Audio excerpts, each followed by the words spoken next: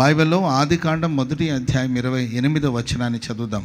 ఆదికాండం 1వ అధ్యాయము 28వ వాక్యం. దేవుడు వారిని ఆశీర్వదించి వారిని ఆశీర్వదించెను. ఎట్లనగా మీరు ఫలించి అభివృద్ధి పొంది విస్తరించి భూమిని నిండించి దానిని లోపరుచుకొనుడి. సముద్రపు చేపలను ఆకాశపు పక్షులను భూమి మీద ప్రాకు ప్రతి జీవిని ఏలుడని దేవుడు వారితో చెప్పాను. స్తోత్రం చెప్పండి గట్టిగా. దేవుడు తొలి దంపతులైన ఆదాముని అవ్వమ్మని ఆశీర్వదించారు. ఫలించండి, అభివృద్ధి పొందండి, విస్తరించండి, భూమిని నిండించి దాన్ని లోపరుచుకోండి, భూమిని స్వాధీనపరచుకోండి. అంతేకాకుండా సముద్రపు చేపలను ఆకాశపు పక్షులను భూమి మీద ప్రాకు ప్రతి జీవిని ఏలుబడి చేయండి. స్తోత్రం చెప్పండి గట్టిగా. హల్లెలూయా. ఎవరు ఏలుబడి చేస్తారు చెప్పండి? ఏలుబడి చేసేది ఎవరు చెప్పండి? మన దేశాన్ని, మన రాష్ట్రాన్ని పాలిస్తుండేది ఏలుబడి చేయడం, లేకపోతే పాలించడం ఇవన్నీ కూడా ఒక అర్థం ఇస్తుంది. ప్రియులారా, ఎవరు ఏలుబడి చేస్తారంటే రాజులు, అధికారులు ఏలుబడి చేస్తారు. దేవుడు సర్వభూమిని మనకు అనుగ్రహించి భూమిని మీరు స్వాధీనపరచుకోండి, వాటిని మీకు లోపరుచుకొనుడి. ఈ భూమి మీదున సముద్రపు చేపలు కావచ్చు, ఆకాశంలో ఎగిరే పక్షులు కావచ్చు, భూమి మీద ప్రాకు ప్రతి జీవిని మీరు ఏలుబడి చేయండి. స్తోత్రం చెప్పండి గట్టిగా. అంటే దాని అర్థం ఏంటంటే మనల్ని రాజులుగాను యాజకులుగాను ప్రభు చూడడమే కాకుండా రాజులుగా, రాజకుమార్తెలుగా చూసి పరిపాలించమని ప్రభు ఆశీర్వదించాడు. ఆమేన్. కనుక పరిపాలించేవారుగా మనం, పాలకులుగా పరిపాలించేవారుగా, ఏలుబడి చేసేవారుగా మనం మారాలి. సమస్య ఏంటంటే ఇక్కడ భర్త తన భార్యను ఏలుబడి చేయాలనుకుంటుంటాడు. నా భార్య నా కాళ్ళ కింద ఉండాలి, నేను చెప్పినట్లు వినాలి, నాకు లోబడాలి, నేను ఆమెను ఏలుబడి చేయాలి, ఆమెకి నేనే రాజుని, ఆమె నాకు దాసురాలు, ఆమె నాకు బానిసురాలు, ఆమెను ఏలుబడి చేస్తానని ఆమెను ఎలా లోపరుచుకొని ఆమెను ఎలా ఏలుబడి చేయాలని, ఆమెను ఎలా చెప్పు చేతులు పెట్టుకోవాలని ఆ దిశగా ప్రయత్నించే పురుషులు చాలామంది ఉంటారు.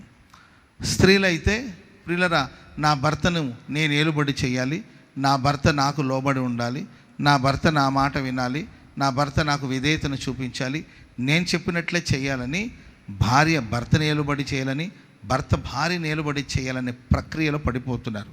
కానీ బైబిల్ చెప్పే సత్యం ఏంటంటే స్త్రీ పురుషులు ఇద్దరు కలిసి ఒకరినొకరు ఏలుకోవడం కాదు కానండి, ఆ భార్యాభర్తలు ఇద్దరు కలిసి ప్రపంచాన్ని పరిపాలించేవారుగా మారాలి. చెప్పండి కూడా మందరు గట్టిగా. ఆ భర్త ఒక రాజుగా, ఆ భార్య ఒక మహారాణిగా కలిసి ప్రపంచాన్ని ఏలుబడి చేయాలనేది ఆశీర్వాదంలో ఒక భాగం. మంచిది. ప్రేమైన వాళ్ళ ఈ ప్రశస్త రాత్రి నేను ఒక 2-3 విషయాలు మీతో పంచుకోవాలని ఆశిస్తున్నాను. ఈ పరిపాలించే అధికారాన్ని, ఏలుబడి అధికారాన్ని దేవుడు ఎవరికి ప్రసాదిస్తాడు? ఈ ఏలుబడి చేసే స్పిరిట్ ఎవరిలో ఉంటుంది? ఎవరు పరిపాలిస్తారు, ఎవరు ఏలుతారు అని బైబిల్లో ఒక 2-3 విషయాలు మనం ధ్యానం చేసుకుని ఆ తర్వాత ఆ ఏలుబడి చేసే స్పిరిట్ని నాకు ఇవ్వండి ప్రభు అని ప్రార్థన చేసుకుందాం. మొదటి మాట దానియేలు గ్రంథం 7వ అధ్యాయము 18వ వాక్యాన్ని మనం చదువుదాం. దానియేలు గ్రంథం 7వ అధ్యాయము 18వ వాక్యం. అయితే మహోన్నతుని పరిశుద్ధులే రాజ్యాధికారమును నొందుదురు, వారు యుగ యుగాంతముల వరకు రాజ్యమేలుదురు. స్తోత్రం చెప్పండి గట్టిగా. అయితే మహోన్నతుని పరిశుద్ధులే రాజ్యాధికారం నొందుదురు, వారు యుగ యుగాంతముల వరకు రాజ్యమును ఏలుదురు. స్తోత్రం చెప్పండి గట్టిగా. ఎవరు వీళ్ళంటే మహోన్నతుడైన దేవుని పరిశుద్ధులు. మన దేవుడు మహోన్నతుడు, మన దేవుడు పరిశుద్ధుడు. ఆ మహోన్నతుడైన దేవుని యొక్క పరిశుద్ధులు, ఆ మహోన్నతుడైన దేవుని ఆరాధించే పరిశుద్ధులే మరి రాజ్యాధికారమును వాళ్ళు పొందుకొని యుగాంతము వరకు వాళ్ళు రాజ్యమేలుదరంట. స్తోత్రం చెప్పండి గట్టిగా. మహోన్నతుడైన దేవుని పరిశుద్ధులు. ఎవరి పరిశుద్ధులు అంటే యేసుక్రీస్తు రక్తం చేత కడగబడిన మనమే. ఆమెన్ చెప్పండి గట్టిగా. యేసుక్రీస్తు రక్తం ద్వారా కడిగి మనల్ని పరిశుద్ధులుగా ప్రభు మార్చాడు. దేవుని వాక్యం అనే ఉదక స్నానం ద్వారా దేవుడు మనల్ని పరిశుద్ధపరుస్తున్నాడు. వాక్య ప్రక్షాళన ఎవరికైతే జరుగుతుందో, వాక్యం అనే ఉదక స్నానం ఎవరికైతే జరుగుతుందో, వాక్యము చేత ఎవరైతే తమను తాము శుద్ధి చేసుకుంటున్నారో వాళ్ళే పరిశుద్ధులు. పరిశుద్ధాత్మని చేత ఎవరైతే నడిపించబడతారో వీళ్ళందరూ పరిశుద్ధులు. ఈ పరిశుద్ధులు యుగ యుగములు యుగాంతము వరకు రాజ్యం ఏలుతారంట. ఆమె చెప్పండి గట్టిగా.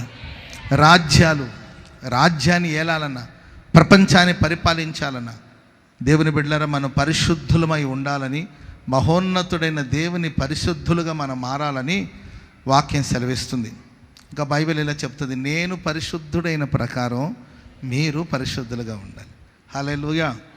అబ్రాహాము అన్న పరిశుద్ధుడైన ప్రకారం మీరు పరిశుద్ధులుగా ఉండమనో, లేకపోతే ప్రేమక్క గారు పరిశుద్ధులుగా ఉన్నట్లు మీరు పరిశుద్ధులుగా ఉండమనో, లేకపోతే ఆ వాలంటీర్స్ పరిశుద్ధులుగా ఉన్నట్లు పరిశుద్ధులుగా ఉండాలను, సంఘ పెద్దమ్మలు పరిశుద్ధులుగా ఉన్నట్లు పరిశుద్ధులుగా ఉండాలను, సంఘ పెద్దలు పరిశుద్ధులుగా ఉన్నట్లు పరిశుద్ధులుగా ఉండమని కాదు. పౌలు గారు అంటారు, నేను క్రీస్తును పోలి నడుచుకుంటున్నాను, మీరు నన్ను పోలి నడుచుకోండి. Praise the lord. మీరు నన్ను పోలి నడుచుకోమని కాదు, నేను క్రీస్తును పోలి నడుచుకుంటున్నాను. నేను క్రీస్తును పోలి నడుచుకునే సేవకుడిని. అప్పుడు మీరు నన్ను పోలి నడుచుకోండి. పరిశుద్ధతలు ఎప్పుడైనా కానీ ప్రియులారా మనం దేవుని గురిగా పెట్టుకోవాలి. ఎవరిని గురిగా పెట్టుకోవాలండి? చెప్పాలి. ఎవరిని గురిగా పెట్టుకోవాలి? మనుషుల్ని మన గురిగా పెట్టుకుంటే మనుషుల్లో కొన్ని పర్యాయ లోపాలు ఉండొచ్చు, తప్పులు ఉండొచ్చు, పొరపాట్లు ఉండొచ్చు. సరే, 99% వాళ్ళు పర్ఫెక్ట్గా బ్రతికిన ఒక 1 పాయింట్లో మిస్ అవ్వచ్చు. లేకపోతే ఒక 20 ఏళ్ళు 30 ఏళ్ళు పర్ఫెక్ట్గా బ్రతికిన ఎక్కడో ఒక చోట స్లిప్ అవ్వచ్చు. స్లిప్ అవ్వాలని కాదు మనం కోరుకునేది, మేబీ చెప్పలేము. కాబట్టి పరిశుద్ధత విషయంలో ఎవరిని మన గురిగా పెట్టుకోవాలి, పరిశుద్ధతలో మనం ఎవరిని మాదిరిగా పెట్టుకోవాలంటే సాక్షాత్తు దేవుడు అంటాడు, నేను పరిశుద్ధుడైన ప్రకారం మీరు కూడా పరిశుద్ధులుగా ఉండండి. ఆమెన్ చెప్పండి గట్టిగా. హల్లెలూయా. మోషేలాగా సాత్వికులుగా బ్రతకొచ్చు, మోషేలాగా సాత్వికులుగా బ్రతకొచ్చు, సమూయేలాగా ప్రార్థన పరులుగా మనం బ్రతకొచ్చు, ఏలియాలాగా మనం ప్రార్థన చేయొచ్చు, దావీదులాగా దేవునికి హృదయానుసారులుగా మనం బ్రతకొచ్చు, సొలొమోనుగా దేవునికి ప్రియులుగా మనం బ్రతకొచ్చు, దానియేలాగా బహుప్రియుడుగా మనం బ్రతకొచ్చు. కానీ పరిశుద్ధత అనే విషయం వచ్చేసరికి నేను పరిశుద్ధుడైన ప్రకారం మీరు పరిశుద్ధులుగా ఉండాలి. ఆమెను చెప్పండి గట్టిగా. సరే, బైబిల్లో ఆయా సందర్భాల్లో నేను పరిశుద్ధుడైన ప్రకారము మీరు పరిశుద్ధులుగా ఉండమని ప్రభు ఏ కాన్సెప్ట్తో ప్రభు మాట్లాడాడో మనం చదివితే లేవియా కాండం 11వ అధ్యాయము 45, 46 వచనాలు చదువుదామా? లేవియా కాండం 11వ అధ్యాయం 45, 46 వచనాలు. నేను మీకు దేవుడినై ఉండుటకు ఐగుప్తు దేశములో నుండి మిమ్మల్ని రప్పించిన యెహోవాను నేను పరిశుద్ధుడును గనుక మీరు కూడా పరిశుద్ధులు కావాలను. అపవిత్రమైన దానికిని అపవిత్రమైన వాటికిని పవిత్రమైన దానికిని పవిత్రమైన వాటికి తినదగిన జంతువులకు తినదగని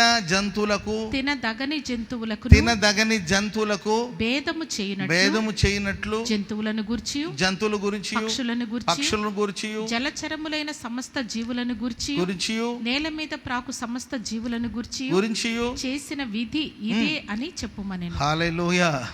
నేను పరిశుద్ధుడైన ప్రకారం మీరు పరిశుద్ధులుగా ఉండాలంటే అక్కడ ఏ ఉద్దేశాన్ని ప్రభు ఉద్దేశించి మాట్లాడినట్టు ఏది తినాలి, ఏది తినకూడదు, పవిత్రమైన జంతువులు ఏమిటి, అపవిత్రమైన జంతువులు ఏమిటి అంటే మనం భుజించే ఆహారాన్ని గురించి దేవుడు పరిశుద్ధులుగా ఉండమని ప్రభు సెలవిస్తున్నాడు. స్తోత్రం చెప్పండి గట్టిగా. హల్లెలూయా. పాత నిబంధన గ్రంథంలో పలానా వాటిని తినాలని పలానా వాటిని తినకూడదనే విధులు మనం చూస్తూ వస్తాం. క్రొత్త నిబంధనలో ఆ ప్రార్థన ద్వారా స్తుతుల ద్వారా సమస్తము పరిశుద్ధపరచబడుతుంది. ఇక్కడ మనం ధ్యానించవలసిన విషయం ఏంటంటే ఆహార విషయంలో మనం పరిశుద్ధులుగా ఉండాలి. ఇక బైబిల్ చెప్తుంది, నీవు తిండిబోతువైన ఎడల నీ గొంతుకు కత్తి పెట్టుకోవాలంట. Praise the lord. అంటే భోజనానికి మన బానిసలు కాకూడదు. కోటి విద్య కూటి కోసమని లోకలు అంటారు. దైవజనులు లేసన్ గారు చెప్తూ ఉంటారండి. ఆయన ఒకసారి ట్రైన్లో వస్తున్నప్పుడు ఎదురుగా కూర్చొని ఒక కుర్రోడు ఎవరి స్టేషన్లో వచ్చిన ఫుడ్ ఐటమ్స్ అంతా తీసుకొని తింటా ఉన్నాడంట. పిల్లలు కదండి, తింటూనే ఉంటారు, బయటికి వెళ్ళి వస్తూనే ఉంటారు. తింటూనే ఉన్నాడంట పిల్లోడంటే, మరి చిన్నపిల్లోడు కాదు, యవనస్తుడు. తింటూనే ఉన్నాడంట. ఆ లోపల ఎవరో గంప నిండా గ్రేప్స్ తీసుకెళ్తుంటే నల్లటి ద్రాక్షాలు, పుల్లటి ద్రాక్షాలు, అవి తీసుకొని ఆపకుండా తినేస్తున్నాడంట. సో పులుపు వస్తువులు ఎవరైనా తింటుంటే మనకు ఆటోమేటిక్గా నోట్లో నీళ్ళు ఊరుతుంది. అది ద్రాక్షాలు కావచ్చు, అండ్ మామిడి పండు కావచ్చు, ఆ తర్వాత చింతపండు కావచ్చు, పులుపు సంబంధించింది ఏదైనా తింటుంటే ఆటోమేటిక్గా మనకు కూడా నోట నీళ్లు ఊరుతుంది. ఏసన్ గారు కూడా అలా అనిపించి ఆయన కూడా ఒక 1/4 కేజీ ద్రాక్షాలు తీసుకొని, సరే అన్న కూడా తిందామని ఒకటే ఒకటి ద్రాక్ష పండు నోట్లో అలా ఉంచారో లేదో, పరమ పులుపు అంటండి. అంతేక విపరీతమైన పులుపు అంట. అన్న బిత్తరపోయి, ఏ మనుషుడు రా బాబు, ఇంత పుల్లగా ఉంది కదరా, ఎట్ట తింటున్నావురా అంటే ఆడన్నాడంట, నేను తినడం కొరకే పుట్టానండి. ఎందుకొరకు పుట్టానంటండి? తినడానికి నేను పుట్టానన్నాడంట. నిజమే బాబు, ఆ మాట సత్యమే. తినడం కొరకే నువ్వు పుట్టావేమో. ప్రైజ్ ది లార్డ్, హల్లెలూయా. అప్పుడే యేసన్న గారు, మహోన్నతుడా నీ కృపలో నేను నివసించు. నేను ఎందుకు పుట్టాననే ప్రశ్న వారికి కలిగితే, అప్పుడు మహోన్నతుడా నీ కృపలో నేను నివసించుట నా జీవితం ధన్యమైనదని వారు పాట రాశారు. ప్రైజ్ ది లార్డ్, హల్లెలూయా. తినడం కొరకే మనం జీవించడం కాదండి, తినడం కొరకే మనం జీవించడం కాదు, జీవిస్తున్నాం కనుక మనం తినాలి కాబట్టి తినాలంతే. అంటే ఆహార వస్తువులకి, ఆహార పదార్థాలకి మనం బానిసలుగా మారకూడదు. బోళ్ళన్ని ఇళ్లలో గొడవలన్నీ ఎక్కడ వస్తాయంటే ఫుడ్ దగ్గర, భోజనాల దగ్గర వస్తుంది. వాళ్ళకి నచ్చిన ఐటమ్స్, నచ్చిన ఫుడ్ వండి పెట్టలేదని గొడవలు చేసుకుంటూ ఉంటారు. ప్రేమైన వాళ్ళారా, ఒక్క పూట కూటి కోసం జ్యేష్ఠత్వపు హక్కును అమ్మివేసిన ఏశావు వంటి భ్రష్టుడైనను వ్యభిచారి అయినను ఉన్నాడేమో జాగ్రత్తగా చూచుకోండి. ఒక్క పూట భోజనం కోసం, ఒక్క పూట కూటి కోసం జీవితంలో శ్రేష్టమైన జ్యేష్ఠత్వం, పుట్టుకతో వచ్చిన జ్యేష్ఠత్వం, బై బర్త్ అతనికి అధికారంగా ఇవ్వబడిన జ్యేష్ఠత్వం, ఆ జ్యేష్ఠత్వాన్ని అమ్ముకున్న ఏశావు వంటి భ్రష్టుడు, వ్యభిచారి అని బైబిల్ సంబోధిస్తుంది అతని గురించి. కనుక ఆహార విషయంలో మనం చూడండి, దానియేలు మరి ఆ రాజభోజనాన్ని, రాజు సేవించే పానీయాన్ని, రాజు భుజించే భోజనాన్ని భుజించి తనను తను అపవిత్రపరచుకోకూడదని నిశ్చయించుకున్నాడు, తీర్మానం చేసుకున్నాడు. ప్రైజ్ ది లార్డ్, హల్లెలూయా. ఆ తీర్మానాన్ని దేవుడు గణపరిచాడు. నేను ఉపవసించి ప్రార్థన చేస్తాను, ఆహారాన్ని నేను బానిసనుగా మన బైబిల్లో చెప్పాలంటే చాలా సందర్భాలు ఉన్నాయి. పేతురు ఆకలి వేసినప్పుడు పేతురుకి ఆహారం సిద్ధపరుస్తూ ఉండగా సమయం ఉంటే వెంటనే ఆయన మేడగదిలోకి వెళ్ళి ప్రార్థనలో ఆ దేవుని సన్నిధిలో ఉన్నాడండి. ఆయన పరవశమై పరిశుద్ధాత్మ వశమైనప్పుడు దేవుడు ఒక అద్భుతమైన దర్శనం ఇచ్చాడు. ఆమెను చెప్పండి అందరు గట్టి. ఆకలేసినప్పుడు ఆరాట పడకుండా, ఆకలేసినప్పుడు ఆవేశపడకుండా, ఆకలేసినప్పుడు ఏదో ఒకటి తిని ఆకలి తీర్చుకోవాలనుకోవడం కన్నా ప్రార్థనలో ఆయన ప్రభు సన్నిధికి వెళ్ళినప్పుడు ఓ అద్భుతమైన దర్శనాన్ని ఇచ్చారు. ప్రియులరా, ఆ దిశగా ఆయన కొర్నేలు ఇంటికి వెళ్ళడం, అక్కడ బోధిస్తుండగా బోధ విన్న వాళ్ళందరి మీదకి పరిశుద్ధాత్ముడు దిగి వచ్చాడు. చెప్పండి కూడా దేవునికి స్తోత్రం చెప్పండి గట్టి. హల్లెలూయా. భోజనము పానము దేవుని రాజ్యము కాదు కానీ నీతియు సమాధానమును పరిశుద్ధాత్మ యందలి ఆనందమునై ఉన్నదని బైబిల్ చెప్తుంది. కనుక ఆహార విషయంలో మనల్ని మనం పరిశుద్ధంగా కాచుకోవాలి. అంటే తినాలా తినకూడదని కాదండి, నేను ఏం తినాలి ఏం తినకూడదు కాదు నేను చెప్పింది. నువ్వేం భోజనం చేసినా దేనికి బానిసడు కాకూడదు.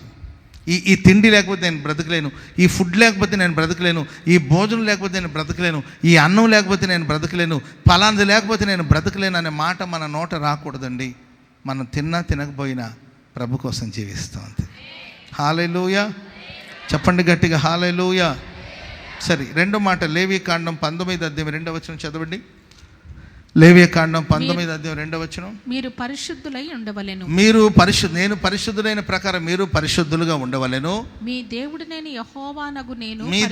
యెహోవానగు నేను పరిశుద్ధుడై ఉన్నాను కనుక మీరు పరిశుద్ధులుగా ఉండాలి. మీలో ప్రతివాడు తన తల్లికి తన తండ్రికి భయపడవలెను. నేను నియమించిన విశ్రాంతి దినములను ఆచరించవలెను. నేనే మీ దేవుడైన యెహోవాను. రెండవదిగా ప్రియులారా, నేను పరిశుద్ధులైన ప్రకారం మీరు పరిశుద్ధులుగా ఉండాలని ప్రభు చెప్పడానికి గల కారణాలు ఏంటంటే, ఆ సందర్భం ఏంటంటే మీరు మీ తల్లిదండ్రులకి లోబడి ఉండాలి. ఇంకా చెప్పాలంటే వారి యందు భయభక్తులు కలిగి ఉండాలి. స్తోత్రం చెప్పండి గట్టిగా. తల్లిని తండ్రిని సన్మానించాలి. దేవుడిచ్చిన ఆజ్ఞలలో ప్రశస్తమైనవి 10 ఆజ్ఞలు. ఆ 10 ఆజ్ఞలు ఒక ఆజ్ఞ ఏంటంటే నీ తల్లిని తండ్రిని సన్మానించాలి. నీ తల్లిదండ్రులకు నీవు లోబడి ఉండాలి. ఇటు భౌతికమైన తల్లిదండ్రులే కావచ్చు, ఆత్మీయంగా దేవుడు మీకు అనుగ్రహించిన తల్లిదండ్రులకే కావచ్చు, లోబడి ఉండాలి. తల్లిదండ్రుల ఎడల భయభక్తులు నిలపాలి. ప్రస్తుతం మనుషుల జీవితాలు మనం చూస్తుంటే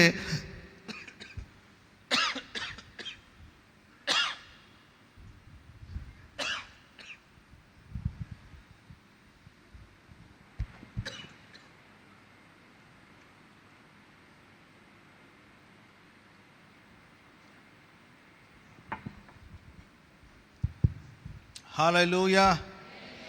లోబడే మనసు, వినయ మనసు, విధేయత కలిగి ఉండే అనుభవం పూర్తిగా వెళ్ళిపోతుందండి. చాలామంది స్వేచ్ఛను కోరుకుంటున్నారు. వెస్ట్రన్ కల్చర్లో 16 years వచ్చిన తర్వాత, 16 సంవత్సరాలు వచ్చిన తర్వాత ఆ పిల్లలు ఇక స్వతంత్రులు. వాళ్ళ ఇష్టం, వాళ్ళు ఏమైనా చేయవచ్చు. వాళ్ళ లైఫ్లో వాళ్ళు ఏ తీర్మానాలను తీసుకోవచ్చు. వాళ్ళు నచ్చినట్లు మెచ్చినట్లు ప్రేమలో పడతారా, లేకపోతే రిలేషన్లో ఉంటారా, ఈ జీవితాన్ని నాశనం చేసుకుంటారా, సంబంధం లేదండి. వాళ్ళకి స్వేచ్ఛ ఇచ్చేస్తారు అంతే. వాళ్ళ ఇష్టం. ఎక్కడైనా తిరగవచ్చు, ఏమైనా చేయవచ్చు. ఎప్పుడో సంవత్సరానికి ఒకసారి తల్లిని చూడాలంటే మదర్స్ డే రోజు, నాన్నని చూడాలంటే ఫాదర్స్ డే రోజు వచ్చి తల్లిని తండ్రిని చూసుకుంటారు. అలాంటి ఒక స్వేచ్ఛ వాళ్ళకు ఉంటుంది. సో అలాంటి ఒక స్వేచ్ఛని ఈనాడు దేవుని ప్రియులుగా, దేవుని ప్రజలుగా పిలువబడిన వాళ్ళు కూడా కొంతమంది ఆ స్వేచ్ఛను సంపాదించుకొని స్వేచ్ఛగా ఉండాలి. నా ఇష్టం, నాకు నచ్చినట్లు బ్రతుకుతాను, నాకు మెచ్చినట్లు బ్రతుకుతానని తల్లిదండ్రులకు విధేయతను చూపకుండా కొంతమంది సాగిపోతూ ఉంటారు. తల్లిదండ్రులను ఎవరైతే కష్టపెడతారో, తల్లిదండ్రులను ఎవరైతే బాధ పెడతారో, ప్రియులరా, కారు చీకట్లో వాళ్ళ దీపం ఆరిపోయే ప్రమాదం ఉంది. కనుక బైబిల్ ఏం చెప్తుంది? పరిశుద్ధులుగా ఉండడం అంటే ఏంటి?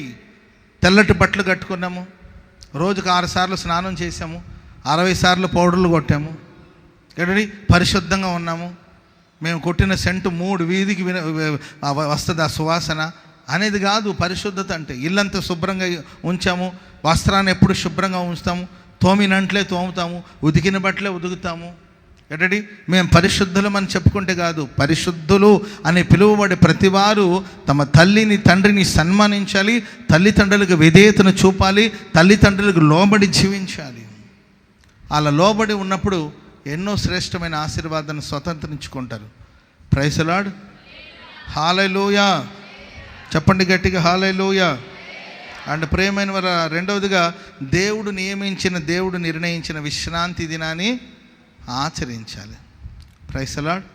పాత నిబంధనలో శనివారం విశ్రాంతి దినం, ఒక్కరోజే ఆరాధన. క్రొత్త నిబంధన భక్తులమైన మనకు వారమంతా ఆరాధన. ఆమెన్ చెప్పండి గట్టిగా. వారమంతా ఆరాధన, ఎడతెగక ప్రార్థన చేయాలి, నిత్యము సేవించాలి. సమయమందును అసమయమందును, అది ఏ సమయమైనా, సమయం ఉంటే సమయమందును, సమయం లేకపోతే అది అసమయమైన. ఈ టైంలో ఎక్కడ ప్రార్థన చేస్తాం? తినడానికి టైం ఉంటుంది, తినకూడని టైం ఉంటుంది. ఈ టైంలో ఏం తింటాంలే పాస్టర్ గారండి, దయ్యాలు తిరిగే టైము, ఈ టైంలో తింటే అరగదని కొన్ని ఆహారాన్ని మనం భుజించకపోవచ్చు. కానీ ఆరాధనకి పలానా సమయం అని లేదండి. నిత్యము నిత్యము నిత్యము నిత్యము, అది ఉదయం కానీ, అది మధ్యాహ్నం కానీ, అది సాయంకాలం కానీ, అది మధ్యరాత్రి కానీ, అది తెల్లవారుజాము కానీ, ఎప్పుడైనా కానీ నిత్యము ఆరాధించాలి. దేవుడు నిర్ణయించిన దినాన్ని గణపరచాలి, దేవుని మందిరాన్ని గణపరచాలి, సహవాసాన్ని గణపరచాలి. సహవాసముగా కూడుకొనటం మానకూడదు. దేవుని మందిరాన్ని గణపరచాలి, ఆసక్తితో దేవుని సన్నిధికి రావాలి. చాలామంది మందిరానికి వస్తారు యాంత్రికంగా. Praise the lord. గోరంట్లలో ఉన్నాము కాబట్టి వెళ్ళాలని కొందరు, అరే మందిరానికి అందుబాటులోనే అపార్ట్మెంట్ తీసుకున్నాం కదా, వెళ్ళకపోతే బాగోదేమో అని కొందరు, ఏంటమ్మా ప్రార్థనకి వెళ్ళలేదా అని పక్కింటి వాళ్ళు అడుగుతూ పరువు పోతుందేమో అని మరికొందరు. అర్థమైందండి? ఇక్కడ ఏదో మీకు బాధ్యత ఇచ్చారు కనుక నేను వెళ్ళకపోతే ఆ బాధ్యత నెరవేరాలి కదా, సో కాబట్టి వెళ్ళాలి అని రావడం కాదు. దేవుని దినాన్ని ఘనంగా ఆచరించాలి, విశ్రాంతి దినాన్ని ఘనంగా ఆచరించాలి. దేవుని సన్నిధిలో కనబడడానికి ఉత్సాహంగా బయలుదేరి రావాలి. కృతజ్ఞతాపూర్వకముగా దేవుని సన్నిధికి లేకపోతే ఆయన గుమ్మము గుండా కృతజ్ఞతాస్తుతులు చెల్లిస్తూ దేవుని మందిరానికి రావాలి. ఆత్మవశులై దేవుని సన్నిధికి రావాలి. మనం దేవుని దినాన్ని గణపరిస్తే దేవుడు మనల్ని గణపరుస్తాడు. ఆమెను చెప్పండి గట్టిగా. దేవుని బిడ్డలకు దేవుని సన్నిధి విలువ తెలుస్తుంది. ఆదివారం పూటే అనవసరమైన పనులన్నీ రావచ్చు మన లైఫ్లోకి. ఆదివారం పూటే పెళ్లి సంబంధాల కోసం రావచ్చు. ఆదివారం పూటే మీకు లోన్లు ఇస్తానని రావచ్చు. ఆదివారం పూటే సెలవు కాబట్టి రకరకాలమైన కార్యక్రమాలు రావచ్చు ఆదివారం పూటే. కానీ నా దేవుని సన్నిధి నేను గణపరుస్తాను. దేవుని మందిరాన్ని నేను గణపరచాలి. ఒక పరిశుద్ధుడికి దేవుని దినం లేకపోతే దేవుని సన్నిధి, దేవుని యొక్క మందిరపు విలువను తెలుసుకొని మనం ప్రవర్తించవలసిన అవసరం ఎంతైనా ఉంది. Praise the Lord. కొంతమంది క్యాంపస్లోనే ఉంటారు, రారు ప్రార్థనకి. దాన్ని బట్టి మీరు క్యాలిక్యులేట్ చేసుకోండి వాళ్ళు ఎవరో అని. మేబీ సేవకులు కావచ్చు, వాళ్ళు ఇంకెవరైనా కావచ్చు. ఈ చర్చ్ క్యాంపస్లోనే ఉంటారు, అక్కడెక్కడో తిరుగుతుంటారు ఏదో పని మీద. అర్థమైందండి? క్షణం తీరిక లేకుండా పనులు చేసుకుంటుంటారు. ఓకే, పనులు ఉండొచ్చు కాదంట్లా, కానీ అవసరమైనది ఒకటే, ప్రభు పాదాల దగ్గర మనం కూర్చోవాలి. ఆమెను చెప్పండి గట్టిగా. హల్లెలూయా. ఏదో ఒక గంట సేపు మందిరంలో కూర్చోడానికి పనులా? ఒక గంట సేపు, ఒక 2 గంటల సేపు. 7 o'clock స్టార్ట్ చేశారు, 9 o'clock ముగించేస్తారు, లేకపోతే 9:30కి ముగించేస్తారు. ఒక 2 hours లేకపోతే ఒక 2-2.5 గంటల సేపు దేవుని సన్నిధి గురించిన ఒక మక్కువ, దేవుని మందిరాన్ని గురించిన భారం. మేము దేవుని పని చేస్తూనే ఉన్నాం కదంటే, అవును ఓకే, నువ్వు దేవుని పని మీద ఉండొచ్చు, కానీ అవసరమైనది ఒక్కటే. మరియా ఉత్తమమైన దాన్ని ఎంపిక చేసుకుంది. కొంతమందికి దేవుని సన్నిధిలో కూర్చోవాలంటే ముళ్ళ కంచె మీద కూర్చోనట్లే, ముళ్ళ తుప్పల మీద కూర్చున్నట్లే. ఎప్పుడు లేస్తామా, ఎప్పుడు వెళ్ళిపోదామని. లోక వార్తలు చెప్పుకోవడానికి, లోక వ్యవహారాలు మాట్లాడుకోవడానికి గంటల టైం ఉంటుంది. తినడానికి టైం ఉంటుంది, నిద్రపోవడానికి టైం ఉంటుంది. కానీ దేవుని సన్నిధిలో కనబడడానికి కొందరికి సమయం ఉండదు. రాజు అంటాడు, రాజైన దావీదు అంటాడు, దేవుని మందిరానికి వెళదామని జనులు నాతో అనినప్పుడు నేను సంతోషించాను. స్తోత్రం చెప్పండి అందరూ గట్టిగా గట్టిగా. హల్లెలూయా. మరి దేవుని మందిరానికి రావడానికి మీ హృదయం సంతోషిస్తుందా? దేవుని మందిరంలో కూర్చోవడం మీకు భారంగా అనిపిస్తుందా? దేవుని సేవించడం మీకు భారంగా అనిపిస్తుందా? దేవుని సేవించడం ఏంటి, దేవుని స్తుతించడం మీకు భారంగా అనిపిస్తుందా? ఆలోచించవలసిన అవసరం ఎంతైనా ఉందండి. బైబిల్ చెప్తుంది, ఎవరు ఏలుబడి చేస్తారంటే మహోన్నతుని దేవుని పరిశుద్ధులే ఏలుబడి చేస్తారు. పరిశుద్ధుల విధానాలు ఏంటి అని మనం చూస్తే, ప్రేమన వలన పరిశుద్ధులు ఆహార విషయాల్లో ఆహారానికి బానిసలు కారండి, పరిశుద్ధంగా ఉంటారు. తల్లిదండ్రుల్ని సన్మానిస్తారు, విశ్రాంతి దినాన్ని ఘనపరుస్తారు. అది దేవుడు నిర్ణయించిన విశ్రాంతి దినం. Praise the Lord. చెప్పండి గట్టిగా హల్లెలూయా. సరే, రెండో మాట కూడా, ఇంకొక మాట కూడా దాంట్లో చెప్తాను చూడండి. లేవియ కాండం 20:26. లేవి 20:26. యెహోవా అను నేను పరిశుద్ధుడను, మీరు నా వారై ఉండునట్లు అన్ని జనుల నుండి మిమ్మల్ని నేను వేరు పరిచితిని. పురుషుని యందేమి స్త్రీ యందేమి కర్ణపిశాచైనను సోదైనను ఉండినెడల వారికి మరణ శిక్ష విధించవలెను, వారిని రాళ్లతో కొట్టవలెను, తమ శిక్షకు తామే కారకులు. చూడండి, చదవబడిన మాటలు, నేను పరిశుద్ధులైన ప్రకారం మీరు కూడా పరిశుద్ధులుగా ఉండాలని అన్ని జనుల నుండి నేను మిమ్మల్ని వేరుపరిచాను. స్తోత్రం చెప్పండి గట్టిగా. హల్లెలూయా. కర్ణ పిశాచాల దగ్గరికి వెళ్ళి విచారణ చేయడం కానీ, సోది చెప్పేవాళ్ళ దగ్గరికి వెళ్ళడం కానీ, ఇవన్నీ లోకపు అన్ని జనుల యొక్క ఆచారాన్ని తెలియచేస్తుంది. పరిశుద్ధులుగా ఉండేవాళ్ళు ఆచారపు ముసుగులో ఉండరు. మనుషులు కల్పించిన కల్పనా కథల్ని దైవోపదేశమని బోధించే రోజులవి. మనుషులు ఆచారపు ముసుగులో బ్రతుకుతున్నారు. అన్య జనుల నుండి నేను నిన్ను వేరుపరిచాను, అన్య జనుల ఆచారాల నుండి నేను మిమ్మల్ని వేరుపరిచాను. ఎందుకంటే మీరు నా ప్రజలై ఉండునట్లు నేను పరిశుద్ధులైన ప్రకారం మీరు కూడా పరిశుద్ధులుగా ఉండాలని నేను మిమ్మల్ని వేరుపరిచాను. Praise the Lord. హల్లెలూయా. హామానే సాక్ష్యం ఇస్తాడండి యూదుల గురించి. అయ్యా, ఈ సంస్థానాలన్నింటిలో ఒక గుంపు ఉన్నారు, వాళ్ళ విధులు వాళ్ళ ఆచారాలు ఈ దేశంలో ఉన్న వాళ్ళ విధులకి ఆచారాలకి వేరుగా ఉన్నాయి. ఆమె చెప్పండి గట్టిగా. ఆ డిఫరెన్స్, ఆ వ్యత్యాసం అనేది ప్రజలు చూడాలి. వీళ్ళ ఉద్దేశాలు వేరు, వీళ్ళ ఆలోచనలు వేరు, వీళ్ళ ప్రార్థనలు వేరు, వీళ్ళ పద్ధతులు వేరు అని ప్రజలు గుర్తించేటట్లు ఒక ప్రత్యేకించబడిన జనముగా మనం సమాజంలో సాగిపోవాలి. హల్లెలూయా. పరిశుద్ధులకు తగినట్లుగా మనం నిలబడాలి, పరిశుద్ధులకు తగినట్లుగా మనం మాట్లాడాలి, పరిశుద్ధులకు తగిన ఆ పరిశుద్ధ ప్రవర్తన మనలో ఉండాలి. లోకస్తులకు నీకు మధ్యలో వ్యత్యాసం చూడగలగాలి. ఏది కేవలం మన డ్రెస్ కోడ్లోనే కాదు. కొంతమంది డ్రెస్ కోడ్లో కనబడతారంటే ఓహో వీళ్ళు క్రైస్తవులేవని.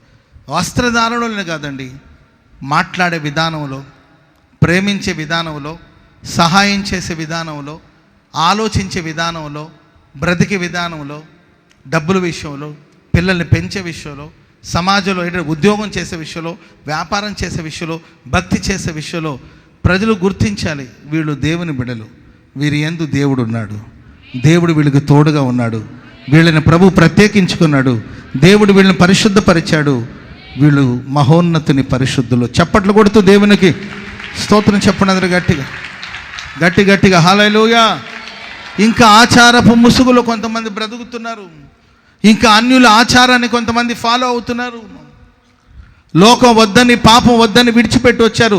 ఆయన అప్పుడప్పుడు లోకపు నీడ వాళ్ళ కనబడుతూ ఉంటుంది, లోకపు ఛాయలు కనబడుతుంటుంది. పాపం వద్దని వచ్చేశారు, ఆయన అప్పుడప్పుడు పాపం వచ్చి చుట్టాల్లాగా తొంగి చూసి వెళుతూ ఉంటుంది. అప్పుడప్పుడు నోరు జారి,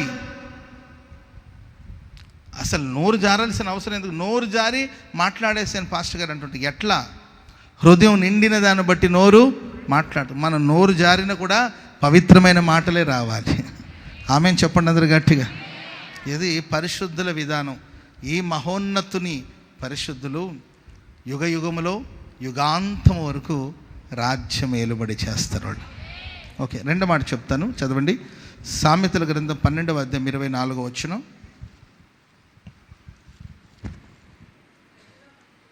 శ్రద్ధగా పనిచేయవారు ఏలుబడి చేయుదురు, సోమరులు వెట్టి పనులు చేయవలసి వచ్చును. శ్రద్ధగా పని చేయవారు ఏలుబడి చేస్తారు, సోమరులు వెట్టి పనులు చేయవలసిన పరిస్థితులు వస్తాయి. సో మనం ఏ పని చేసినా శ్రద్ధగా చేయాలి. పక్కన వాళ్ళని చూసి చెప్పండి, శ్రద్ధగా పని చేద్దామని చెప్పండి. శ్రద్ధగా పని చేస్తే మనం ఏలుబడి చేస్తాం. హల్లెలూయా. అలాగే కన్నులు తలలు పైకెత్తి ప్రభువా నేను శ్రద్ధగా పని చేస్తానని ప్రభుతో చెప్పండి. శ్రద్ధతో, శ్రద్ధాశక్తితో నేను పని చేస్తాను ప్రభువా. నాకు అప్పగించిన ఏ పనైనా శక్తి లోపం లేకుండా చేస్తాను. చెప్పండి, శక్తి లోపం లేకుండా చేస్తాను. శ్రద్ధగా పని చేస్తాను, శ్రద్ధగా పని చేస్తాను, శ్రద్ధగా పని చేస్తాను, శ్రద్ధగా పని చేస్తాను. శ్రద్ధగా పని చేసేవాడు ఏలుబడి చేస్తాడు. సోమరులు వెట్టి పనులు చేయవలసిన పరిస్థితి వస్తుందంట. Praise the Lord. ఒక 5 సోమరులు ఉన్నారంట, 5 ఫ్రెండ్స్, 5 సోమరులేనంట. వాళ్ళకు ఒకరోజు ఆకలి వేసిందంట, దారిలో వెళుతూ ఉన్నారంటండి. దారిలో వాళ్ళకి 5 రూపాయలు కనిపించిందంట. ఒకడంటారు నీవు తీసుకోరా అంటే నేను తీసుకో, నీవు తీసుకోమంటాడు, నీవు తీసుకోమంటాడు, నీవు తీసుకోమంటాడు. చివరికి 5 తీసుకోవాలి. అర్థమైందండి. ఆకలి దంచేస్తుంది. అక్కడ ఒక సత్రం ఉందంట. ఆ సత్రంలోకి వెళ్ళి అక్కడ భోజనం పెడతారేమో అని అక్కడికి వెళ్ళారు. వెళితే అక్కడ భోజనాలన్నీ అయిపోయిందండి. ఆ సత్రం యజమానుడు అన్నాడు, అయ్యా భోజనాలన్నీ అయిపోయింది, కానీ వంట చేయడానికి కావలసిన వస్తువులన్నీ కూడా ఇక్కడ ఉన్నాయి, మీరు వండుకొని భోంచేస్తారంటే భోంచేయండి, నేను కొంచెం చిన్న పని ఉంది, నేను వెళ్ళొస్తాను, మీరు వండుకొని భోంచేసుకోండి అని చెప్పి వెళ్ళిపోయాడంట. వెళ్ళిపోతే అప్పుడు ఈ 5 వంట చేసుకుందామంటే ఆ 5 ఏంటంటే ఆ 5 అగ్గిపెట్టి లేదంటే అక్కడ అగ్గిపెట్టి తెచ్చుకోవాలి. సో నీ వెళ్ళి అగ్గిపెట్టి తీసుకురాని, నీవు అగ్గిపెట్టి తీసుకురామని వంతులు వేసుకుంటున్నారంట. అప్పుడు 5 అనుకున్నారంట, సరే మనం 5 పడుకుందాం, ఎవరు ముందు లేస్తారు 5 పడుకుందాం, ఎవరన్నా వచ్చి కదిలిస్తే ఎవరు ముందు లేస్తారో వాళ్ళే అగ్గిపెట్టి తెచ్చుకోవాలి, వాళ్ళే వంట చేసి పెట్టాలి అని అనుకుని 5 పడుకున్నారంటే శవంలాగా పడిపోయారు. అంత లోపల ఆ సత్రం యజమానుడు వచ్చాడంట. సత్రం యజమానుడు వచ్చేసి వీళ్ళని లేపుతుంటే 5 చచ్చిపోయారని ఆయన అనుకున్నారంట. అప్పుడు 5 ఈడ్చుకుని వెళుతున్నారు. ఎవరికి వాళ్ళు అసలు లేవట్లేదండి. లేస్తే వాళ్ళు అగ్గిపెట్టి తెచ్చుకోవాలి, వాళ్ళు వంట చేయాలి. ఆయన వెళ్ళి గోతి తీసి ఏంటండి 5గురిని ఆ గోతిలో పడేశాడట. ఆయన లేవట్ల. అంతలోప్పుడు ఎవడికో పాపం ముక్కులో మట్టిపోయినట్టుంది. అప్పుడు వాడు గట్టిగా తొమ్మి లేచాడు. ఈ 4 గట్టిగా లేచి నీవే అగ్గిపెట్టి తేవాలంటే ఆ శత్రు యజమానుడు బెత్తరపోయి అడ్రస్ లేకుండా పారిపోయాడట. 5 ఒకేసారి లేచేసరికి సోమరులను దేవుడు ఎప్పటికీ ఆశీర్వదించడండి. శ్రద్ధగా ఎవరైతే పని చేస్తారో వాళ్ళు ఖచ్చితంగా ఏలుబడి చేసే స్థాయికి వెళ్తారు. హల్లెలూయా. యోబు గ్రంథం 29 అధ్యాయం 10వ వచనం చదవండి. యోబు 29:10 త్వరగా.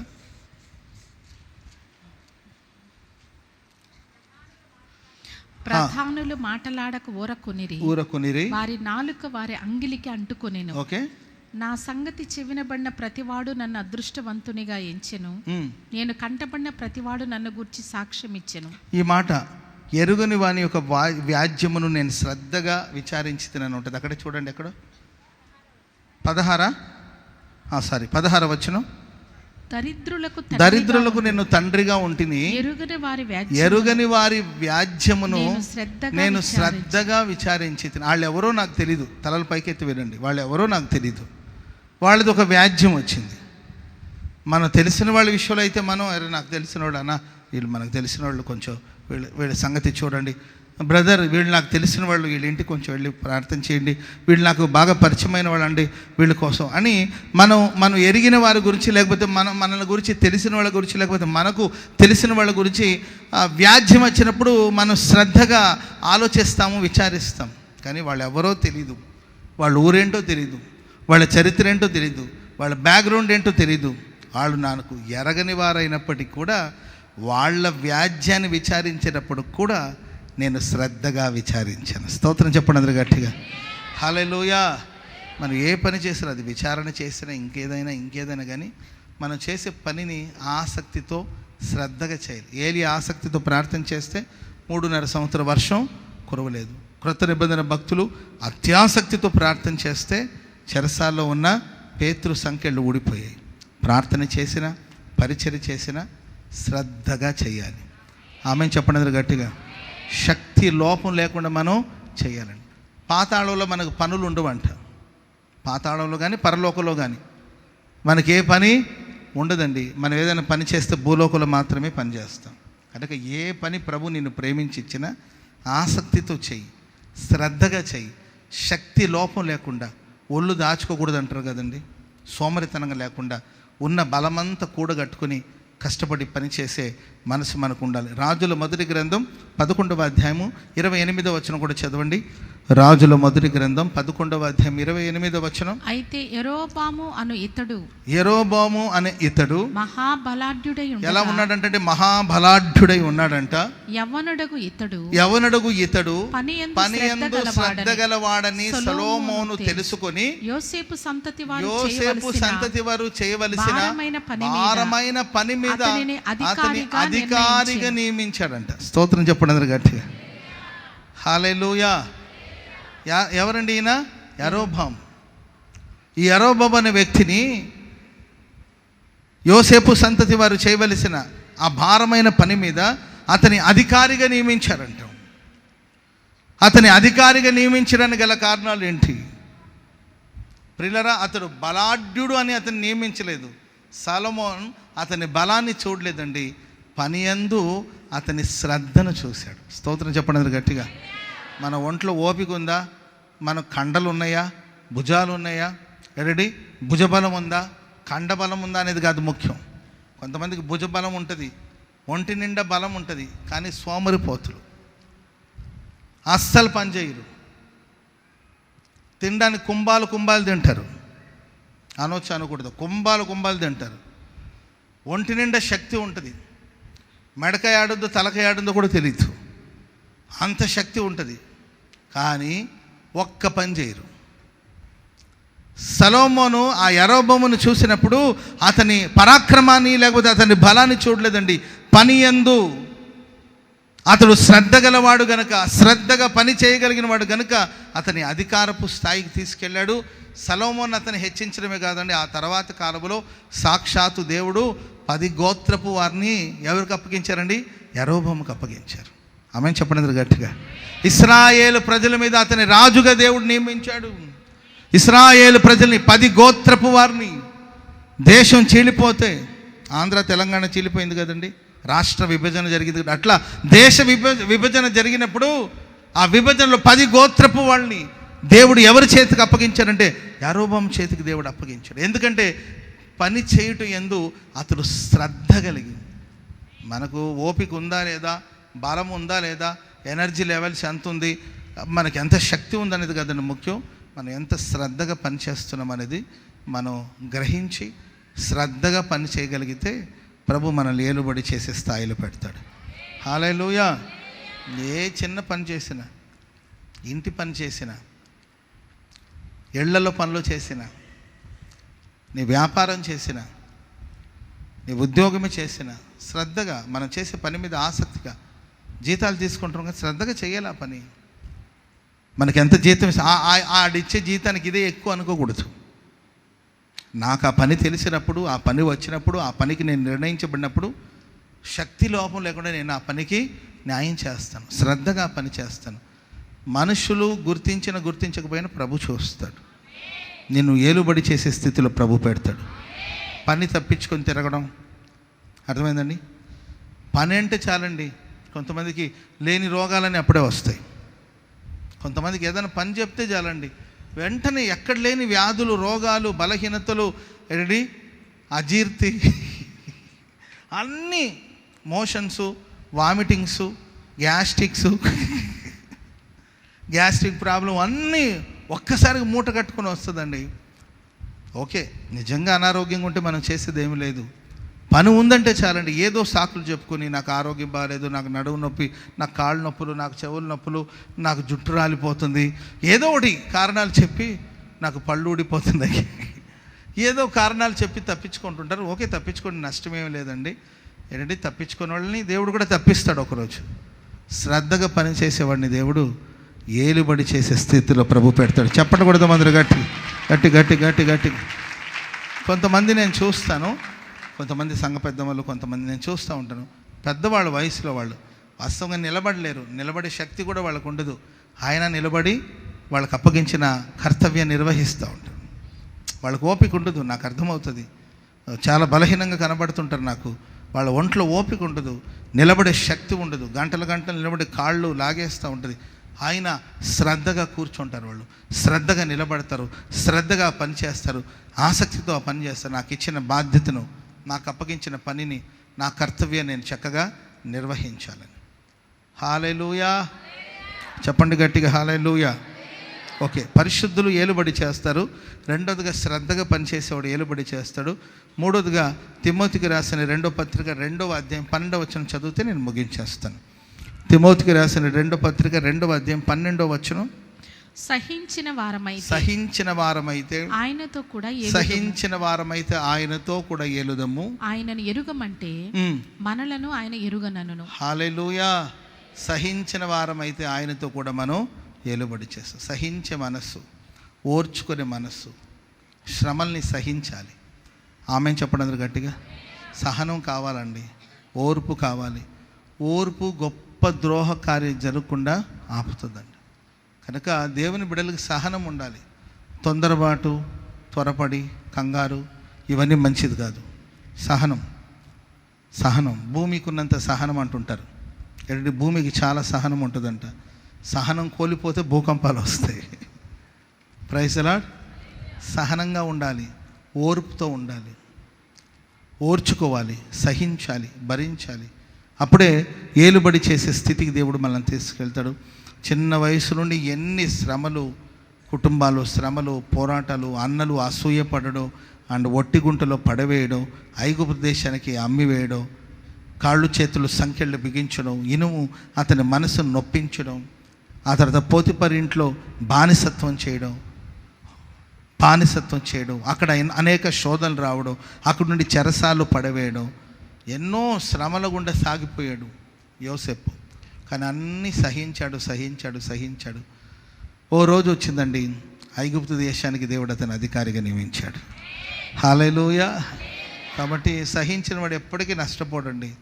ఎవరైతే సహిస్తారో, ఎవరైతే ఓర్చుకుంటారో, ఎవరైతే భరిస్తారో వాళ్ళని దేవుడు పరిపాలించే స్థాయికి, ఏలుబడి చేసే స్థితికి తీసుకెళ్తారు. చాలామందికి ఓర్పు లేక, సహనం లేక చేతులారా జీవితాన్ని పాడు చేసుకుంటాడు. ఓర్చుకోవాలి, సహించాలి. అప్పుడప్పుడు ఆవేశం వస్తుంటుంది, అప్పుడప్పుడు కొందరికి దైవావేశం వచ్చేస్తూ ఉంటుంది, కొంతమందికి ఆవేశానికి లోనైపోతూ ఉంటారు. ఆవేశపడిపోయి మాట్లాడిన మాటల్ని, నాకు ఒక పెద్ద ఆవిడ ఉండేదంట, అని చెప్పేది, కాలు జారినా పర్వాలేదంట కానీ నోరు జారకూడదంట. కాలు జారితే వెనక్కి తీసుకోవచ్చంట, నోరు జారితే మరలా తిరిగి తీసుకోలేం. కాళ్ళు జారి ముందుకు వెళ్ళిందండి, మరలా కాళ్ళు వెనక్కి తీసుకోవచ్చు. నోరు జారామనుకోండి, ఆ మాటలు మరలా మనం వెనక్కి తీసుకోలేం. సహించలేక నోటికి ఎంతో ఎంత మాట్లాడడం, సహించలేక కుటుంబాన్ని చేతులారా పాడు చేసుకోవడం, సహించలేక సహించే మనసు లేక సేవకు దూరం అయిపోవడం, కృపకు దూరం అయిపోవడం, సన్నిధికి దూరం అయిపోవడం, మందిరానికి దూరం అయిపోవడం, సేవకులకు దూరం అయిపోవడం, ఇలా ఎన్నో కార్యాలు మనం చూస్తూ ఉంటాం. కనుక సహించి భరించే మనస్సును దేవుడు మనకు అనుగ్రహించాడు. హల్లెలూయా. దైవజనులు యేసయ్య గారు రాశారు కదండి, ఎందుకిలా జరిగిందని అడిగే అర్హత నీకు లేనే లేదని, సహించి భరించే కృప నీకుంటే చాలునని, ఎందుకిలా జరిగిందని అడిగే అర్హత నీకు లేనే లేదని, సహించి భరించే కృప నీకుంటే, ఎందుకిలా జరిగిందని అడిగే అర్హత నీకు లేనే లేదని, సహించి భరించే కృప నీకుంటే, ఎందుకిలా జరిగిందని.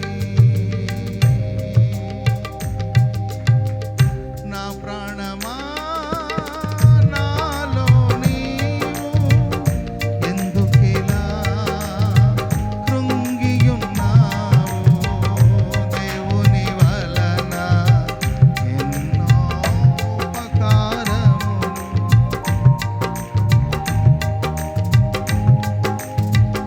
స్వల్పకాల శ్రమలను నీవు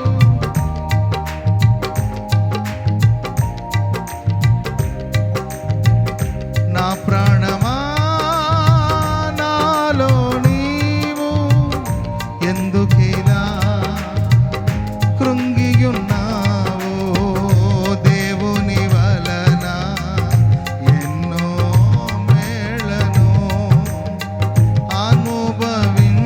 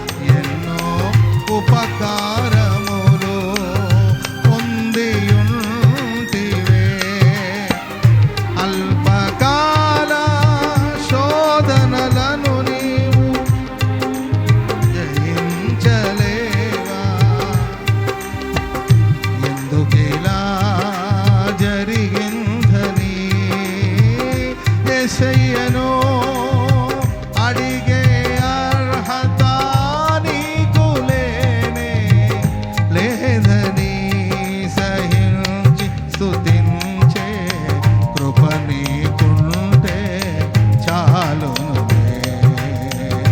ఎందుకిలా జరిగిందని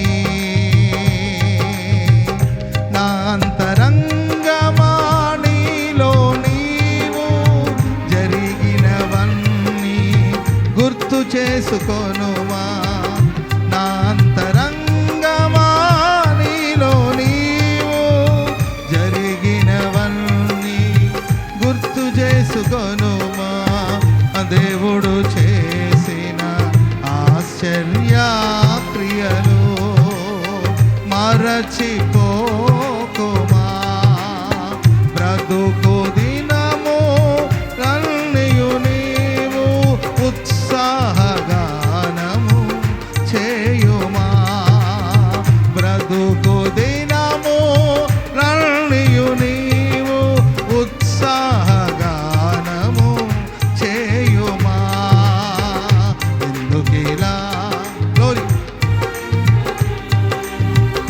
యేసయ్యను అడిగే అర్హత నీకు లేనే లేదని సహించి స్తుతించే కృప నీకుంటే చాలును.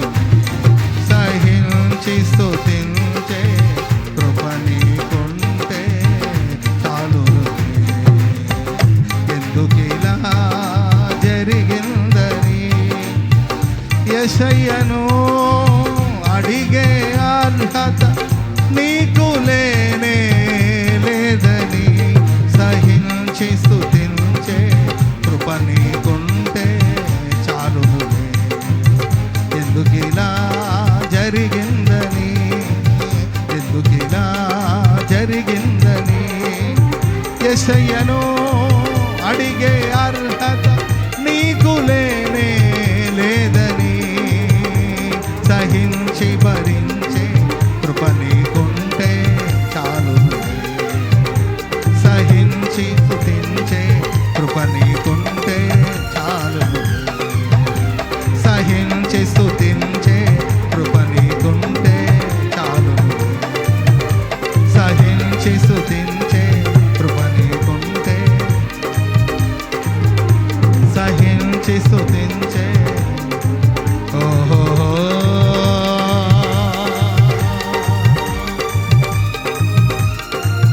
నా ప్రాణమా నాలో నీవు ఎందుకిలా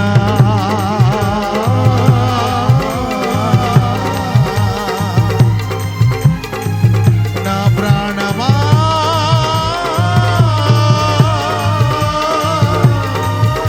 ఓ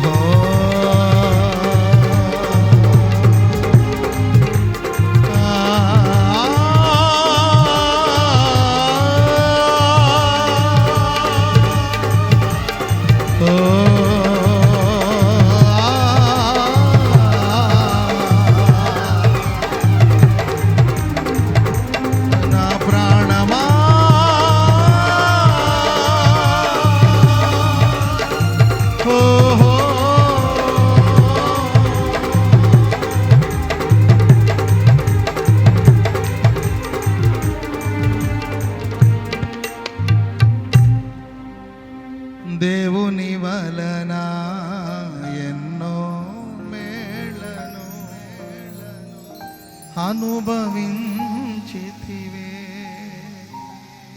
స్వల్పకాల శ్రమలను నీవు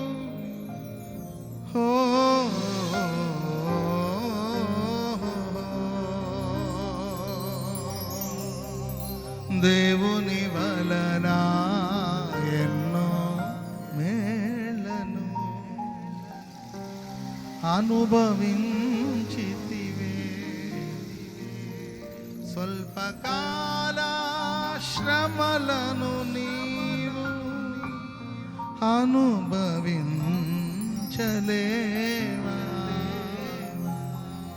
ఎందుకిలా జరిగిందని యేసయ్యను అడిగే అర్హత నీకు లేనే లేదని సహించి స్తుతించే కృప నీకుంటే చాలు. అందరూ లేచి నిలబడండి.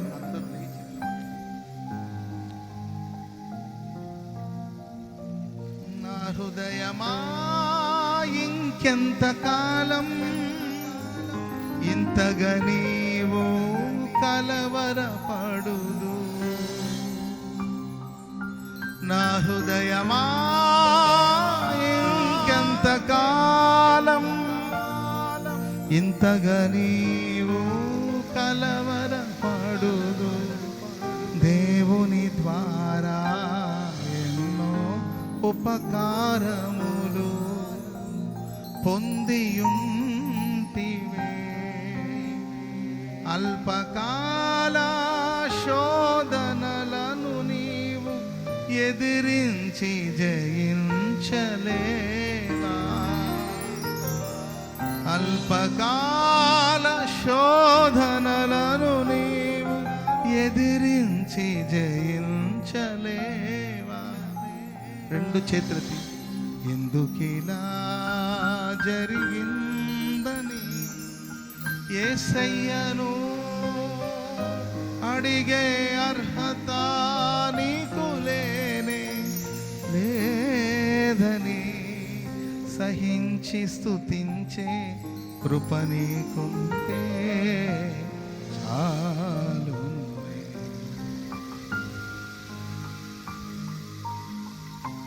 నా అంతరంగమా నీలో నీవు జరిగినవన్నీ గుర్తు చేసుకోనుమా.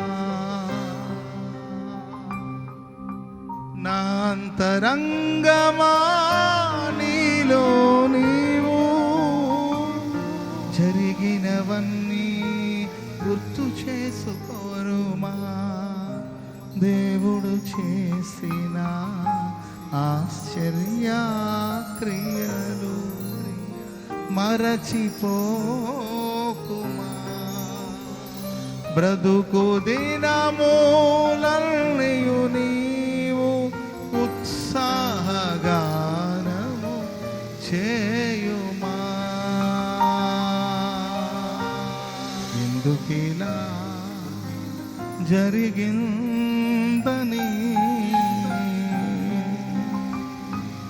ఎందుకిలా జరిగిందని యేసయ్యను అడిగే అర్హత నీకు లేనే లేదని సహించి భరించే కృప నీకుంటే చాలు. రెండు చేతులెత్తి ప్రభు సన్నిధిలో తీర్మానంతో ప్రార్థన చేసుకుందాం. మనం ఏలుబడి చేయాలి అనేది దేవుని ఆశీర్వాదం. ఈరోజు నీవు ఏలుబడి చేయకపోగా బానిసగా మారిపోయావా? సోమరిగా మారిపోయావా? బానిసత్వంలోనికి వెళ్ళిపోయావా? చేతులెత్తి ప్రార్థన చేసుకో ప్రభు సన్నిధిలో. మహోన్నతుని పరిశుద్ధులే యుగ యుగములు యుగాంత వరకు రాజ్యమేలుదురని వాక్యం సెలవిస్తుంది. దేవ, నన్ను పరిశుద్ధునిగా, నీవు పరిశుద్ధుడైన ప్రకారం నన్ను పరిశుద్ధునిగా మార్చమని ప్రార్థన చేసుకోండి. చేతులెత్తి ప్రార్థన చేసుకోండి. ఏ విషయంలో పరిశుద్ధంగా ఉండాలి? ఆహార విషయంలో పరిశుద్ధులుగా, తల్లిదండ్రులకి లోబడి పరిశుద్ధులుగా మనం బ్రతకాలని విశ్రాంతి దినం ఆచరించే విషయంలో పరిశుద్ధులుగా ఉండాలని, లోకపు ఆచారంలో మనం మునిగిపోకుండా లోకానికి మనం వేరే జీవించే విషయంలో పరిశుద్ధులుగా ఉండాలని ప్రభు కోరుకుంటున్నాడు. దేవుడు కోరిన పరిశుద్ధత మనలో ఉండేటట్లుగా, దేవుడు పరిశుద్ధులైన ప్రకారం మనం పరిశుద్ధులుగా మార్చబడేటట్లుగా చేతులెత్తి, ప్రభువా ఆ పరిశుద్ధతను నాకు దయచేయండి, పరిశుద్ధతను కొనసాగించడానికి కృపనివ్వండి ప్రభువా, పరిశుద్ధతను నిలిచి ఉండడానికి కృపనివ్వండి ప్రభువా. శ్రద్ధగా పనిచేసి నేను ఏలుబడి చేయాలి, శ్రద్ధగా పనిచేసి నేను ఏలుబడి చేయాలి ప్రభువా. శ్రద్ధ ఆసక్తిని నాకు ఇవ్వండి ప్రభు అని ప్రార్థన ప్రార్థన ప్రార్థన. ఆయనతో పాటు సహించిన వారమైతే ఆయనతో పాటు మనం ఏలుబడి చేస్తాం, సహించిన వారమైతే ఆయనతో పాటు ఏలుబడి చేస్తాం, సహించిన వారమైతే ఆయనతో పాటు ఏలుబడి చేస్తాం. సహనము నాకు ఇవ్వండి ప్రభువా, ఓర్చుకునే మనసు నాకు ఇవ్వండి ప్రభువా, సహనమును నాకు అనుగ్రహించండి. సహనము కలిగి నేను కనిపెడతాను, సహనం కలిగి నీ కొరకు ఎదురు చూస్తాను ప్రభువా. అందరూ చేతులెత్తి ప్రార్థన చేసుకోండి.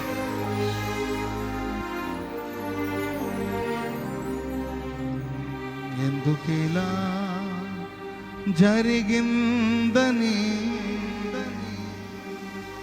యేసయ్యను అడిగే అర్హత నీకు లేనే లేదని సహించి స్తుతించే కృప నీకుంటే. అందరూ మనసారా ప్రార్థన చేసుకుంటారు. హల్లెలూయా. షారోన్ సిస్టర్ ప్రార్థన చేస్తారు.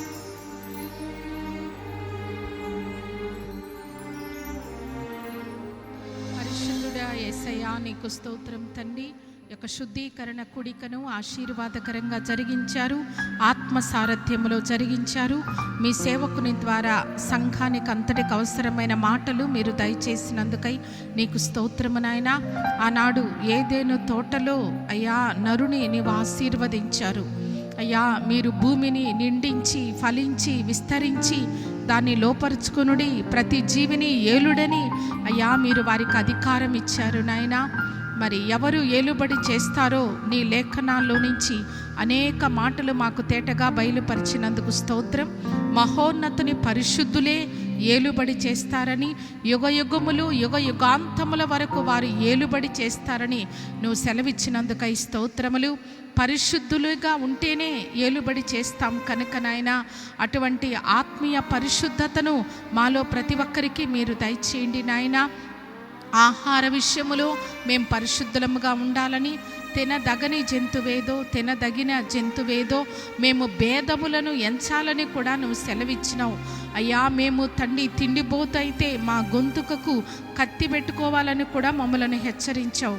దేవుని రాజ్యం భోజనము పానము కాదు, నీతి సమాధానం పరిశుద్ధాత్మ యందలి ఆనందమై ఉన్నదని నువ్వు మాతో మాట్లాడి ఉన్నావు కనుక తండ్రి ఆహార విషయంలో కూడా మేము పవిత్రముగా ఉండాలి నాయనా. దానియేలైతే ఆనాడు బబులోను దేశములో ఉన్నప్పటికీ రాజు భుజించు భోజనము పానము చేయు ద్రాక్షారసము తాగి అపవిత్రుడు కాకుండానట్లు నాయన అతడు ఏ రీతిగా ఒక పరిశుద్ధమైన నిర్ణయాన్ని ఎంచుకున్నాడో తండ్రి, మా ఆత్మీయ జీవితాల్లో మా అంతరంగములో పరిశుద్ధత కలిగి మేము ఉండునట్లుగా మీరు మా కృప చూపండి. నేను పరిశుద్ధుడినై ఉన్న ప్రకారం మీరును సమస్త ప్రవర్తన ఎందు పరిశుద్ధులై ఉండి మీలో ప్రతివాడు మీ తల్లికి తండ్రికి లోబడి ఉండవలను, విశ్రాంతి దినమును పరిశుద్ధముగా ఆచరింపవలనని కూడా నువ్వు సెలవిచ్చి ఉన్నావు నాయనా. ఇహలోక పరంగా తల్లిదండ్రులను మేము సన్మానించాలని, భయపడి ఉండాలని, వారికి లోబడి ఉంటేనే మేము పరిశుద్ధులముగా లెక్కించబడతామని కూడా నువ్వు సెలవిచ్చినందుకు స్తోత్రములు. విశ్రాంతి దినమును మేము అయా పరిశుద్ధముగా ఘనముగా ఆచరించాలి తండ్రి, అప్పుడే మేము పరిశుద్ధుల లెక్కలో ఎంచబడతాం కనుక తండ్రి విశ్రాంతి దినమును పరిశుద్ధముగా ఆచరించుటకు, ఇహలోకపరమైన తల్లిదండ్రులకు భయపడి లోబడి వారిని సన్మానించుటకు మీరు మాకు కృప చూపమని మేము ప్రార్థన చేస్తున్నాం. అలాగే నాయన లోకములో నుంచి మేము తండ్రి వేరుగా ఉండాలని, మేము తండ్రి ప్రత్యేకించబడిన వారముగా ఉండాలని, కన్న పిశాచి యొద్దకు సోదే గాండ్ర యొద్దకు మేము వెళ్ళకూడదని లోకములో నుంచి మమ్మలను వేరుపరుచుకున్నామని నువ్వు సెలవిచ్చినందుకు నీకు స్తోత్రం. ఆనాడు నాయన హామానైతే ఈ యూదుల యొక్క విధులు సమస్త జనుల విధులకు వేరుగా ఉన్నవని సాక్ష్యం చెప్పాడు నాయన.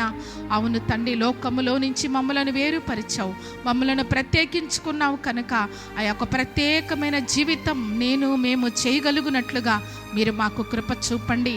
ఆహార విషయంలో పరిశుద్ధతను, తల్లిదండ్రులను అయ్యా సన్మానించే విషయంలో, విశ్రాంతి దినమును ఆచరించే విషయంలో, అయ్యా ఒక ప్రత్యేకమైన జీవితం జీవించే విషయంలో మేము పరిశుద్ధులముగా ఉంటేనే మేము ఏలుబడి చేస్తామని నువ్వు సెలవిచ్చినందుకై ప్రభా నీకు స్తోత్రములు. శ్రద్ధగా ఉంటే కూడా ఏలుబడి చేస్తారని నీ వాక్యములోంచి నువ్వు మాతో ముచ్చటించావు ప్రభా. ఆనాడు యెరోబాము పని యందు శ్రద్ధ గలవాడని సొలొమోను చూచి అయా భారమైన పనులు చేయించుటకు అధికారిగా నియమించినట్లుగా, తర్వాత అదే యెరోబాము ఇశ్రాయేలు దేశమునకు రాజైనట్లుగా కూడా నువ్వు సెలవిచ్చినావు. నిజమే, శ్రద్ధగా పని చేస్తే మేము ఏలుబడి చేస్తాము కనుక నీ పనిని మేము అశ్రద్ధగా చేయకుండానట్లు ప్రభా మీరు మాకు కృపను చూపండి. శక్తి లోపము లేకుండా అయా పని చేయుటకు అయ్యా మాకు తండ్రి చేయుటకు మా చేతికి నువ్వు ఇచ్చిన ఏ పని అయినా మేము శక్తి లోపం లేకుండా చేయుటకు సహాయం చేయండి. ఎందుకంటే పాతాళములో పని ఉండదు, ఉపాయము, జ్ఞానం, ఆలోచన ఉండదు కనుక మేము ఈ లోకంలో భూమి మీద బ్రతికిన దినములు నువ్వు మమ్మల్ని నమ్మి మాకు ఏ పని ఏ పరిచర్య అప్పగించావో శ్రద్ధగా చేయుటకు ప్రభా మాలో ప్రతి ఒక్కరికి మీరు కృప చూపమని వేడుకుంటున్నాం. అంతం వరకు సహిస్తే ఏలుబడి చేస్తామని కూడా నువ్వు మాట్లాడి ఉన్నావు నాయన. ఆనాడు యోసేపు అయ్యా ఎంతగానో సహించాడు అయ్యా. తన యొక్క అన్నదమ్ముల వలన వచ్చిన ఆ శ్రమలోనూ, ఐగుప్తు దేశంలో వచ్చిన శ్రమల్లోనూ, చెరసాల అనుభవాల్లో కూడా సహించినాడు కనుకనే ఐగుప్తు దేశమంతటికి ఏలుబడి చేసి రాజైనాడు ప్రభా. నిజమే, సహిస్తే మేము ఏలుబడి చేస్తాం అయ్యా. నిన్ను మేము ఎరుగమంటే నీవు కూడా మమ్మలను ఎరగనంటావు కనుక తండ్రి మాకు ఓర్పును సహనమును మీరు దయచేయండి. ఎటువంటి శ్రమలైనా శోధనలైనా సహించుటకు భరించుటకు మీరు మా కృప చూపండి. ఎందుకు ఇలా జరిగిందని అడిగే అర్హత మాకు లేదు నాయన. నువ్వు మా జీవితాల్లో ఏది అనుమతించినా దాన్ని ఓర్పుతో సహించి చివరికి ఏలుబడి చేసే అనుభవాల్లోకి అయ్యా మేమందరము వచ్చినట్లుగా మీరు మా కృప చూపండి.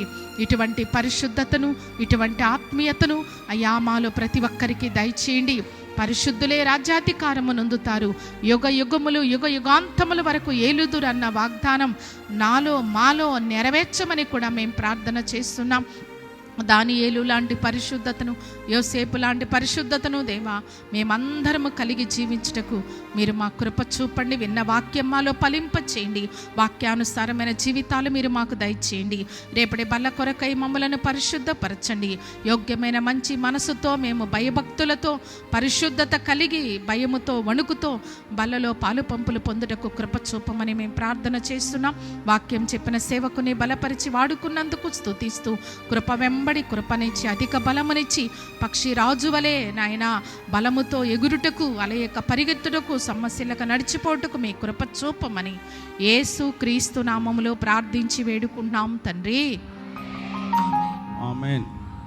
మన తండ్రి అయిన దేవుని ప్రేమ, కుమారుడైన యేసు క్రీస్తు వారి కృప, పరిశుద్ధాత్మ దేవుని అన్యోన్య సహవాసము, సన్నిధి, సమాధానం, సంతోషం సర్వలోకంలో ఉన్న సమస్త పరిశుద్ధులకు, ఈ కోడికలో పాల్గొన్న వారికి, లైవ్ వీక్షించిన వారికి, దేవుని వాక్యం ప్రకటించిన తన దాసునికి, మేము ఏలాలి అని తీర్మానంతో ప్రార్థన చేసుకున్న వారందరికీ కూడా సర్వోన్నతుని యొక్క కృప సదాకాలం తోడయుండి నడిపించునుగాక. ఆమెన్, ఆమెన్, హల్లెలూయా.